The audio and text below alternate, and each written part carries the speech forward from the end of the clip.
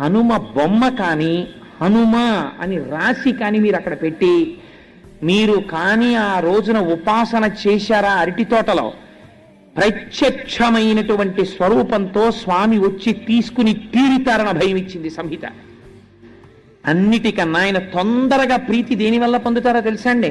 అరటి పండుగ కదలి పూజ అని ప్రత్యేకమైనటువంటి పూజ ఆయనకి. కేవలం అలంకారంతో ఆయన తృప్తి పడిపోతారు. అరటి గెలలిలా దిగేటట్టుగా అలంకారం చేసి అరటి చెట్లు కట్టి అరిటాకులేసి స్వామి చుట్టూ కూడా లేత అరిటాకులు పరిచి మీరు ఆయనకి బాగా ముగ్గిన అరటిపళ్ళు తీసుకొచ్చి అక్కడ పెట్టారనుకోండి, ఏదో ఒక రూపంతో మీకు ఈ కంటికి కనపడిన రూపంతో రాకపోవచ్చు, మీరు గుర్తు పట్టలేరు, కానీ ఏదో ఒక రూపంతో ఆయన వచ్చి తీసుకుని వెళ్ళి తీరుతారు. నా జీవితంలోనే దృష్టాంతాలున్నాయి. మనమే ఆశ్చర్యపోతాం ఎలా వచ్చారా అని.